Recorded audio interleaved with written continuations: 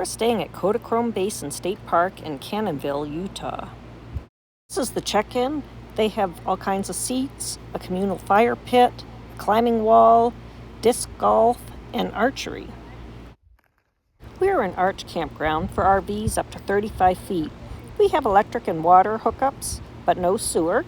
Spaces are pretty big and offer privacy and some trees. We have a little bit of shade. This is our site, and we have that nice big tree in the back.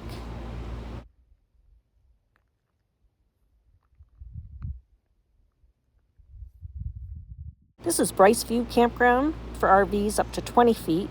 It has no hookups and just pit toilets.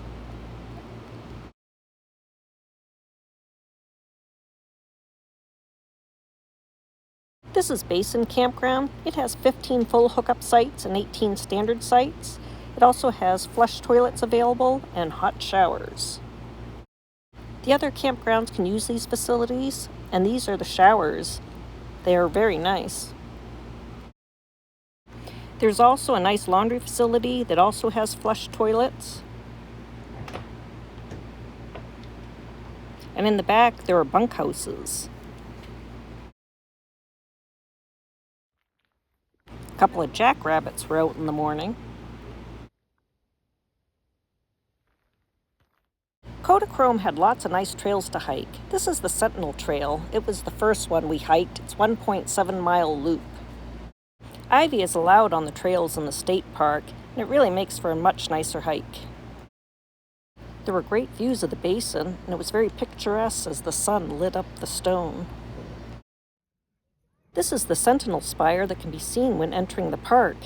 There are many of these gray sandstone pipes at Kodachrome, and they're not found anywhere else in the world. The gray sandstone is harder than the rock around it that eroded, leaving the spire. Our trail followed along the edge of this hill.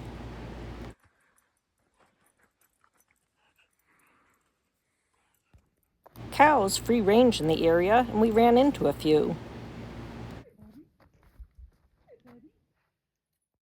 More cows free ranging as we drive the mile back to our campsite.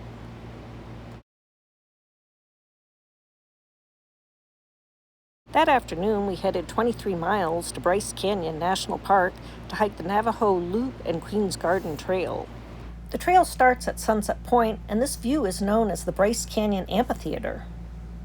We followed a maintenance worker down the start of the trail.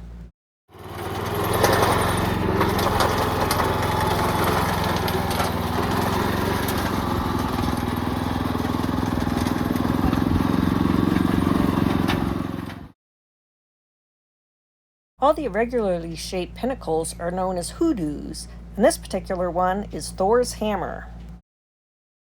The Navajo Trail had lots of switchbacks down to the canyon. A few surprising trees. There's a nice trail at the bottom of the canyon that ascended much slower than the switchbacks coming down. Passed lots of hoodoos on the way. This one's Queen Victoria, although I don't see it. We also passed through some tunnels. And between these walls. We started at Sunset Point, but ascended at Sunrise Point, and then followed the rim trail back to the beginning. Along the way, we stopped to take a look at the historic Bryson Canyon Lodge that opened in 1925. There are also many cabins around the lodge. Before leaving for the day, we stopped at the Natural Bridge Overlook to see the famous arch. The next morning at Kodachrome, we hiked Angela's Palace Trail, a trail that brought you to the top of a butte, and it also brought you past a couple of pipes. Again, we enjoyed the early morning sun striking the rocks. The trail led down to a peninsula, which was both really neat and a little scary.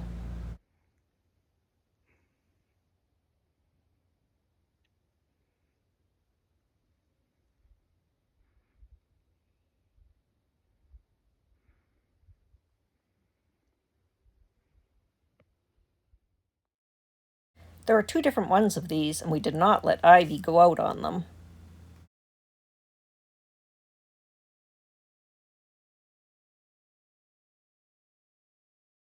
Ivy did enjoy the walk across the top, though. I'm not sure what kind of birds these are flying around the canyon.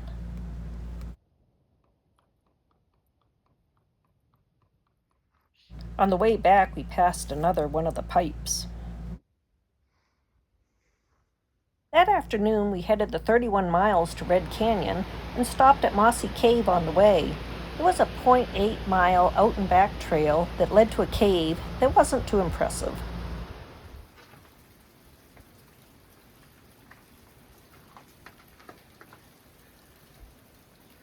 We really enjoyed the Red Canyon out and back 1-mile tunnel trail.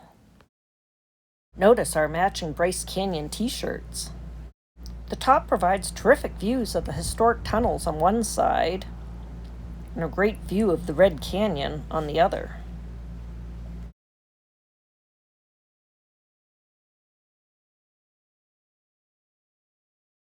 There were also some bristlecone pines at the top. Bristlecone pines grow really slow, and this little guy might be 40 years old. On the drive back, the cows wanted us to know they had a right to be there. Our last full day, we stayed at Kodachrome, and in the morning, we walked to a couple of box canyons.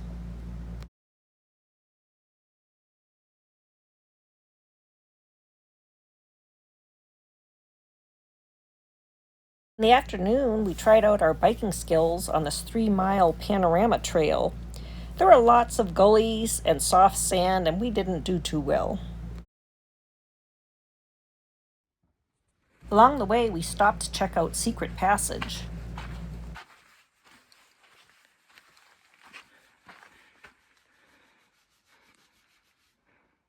We also stopped to check out the rock features, but really just to breathe.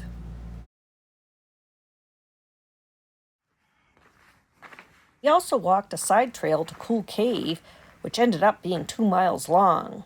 The trail, not the cave. But the cave was pretty cool. In looks, not in temperature. We also saw a few hoodoos at this hat shop stop. Before leaving the next morning, I took Ivy out to Panorama Point, where you can see the Grand Staircase.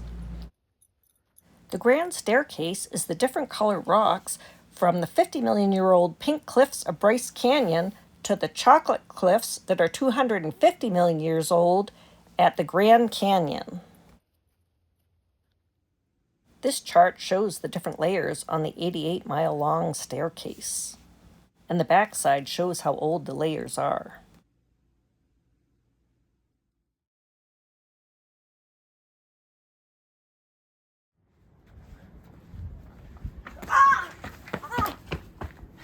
Well, that's it for this post. See you next time.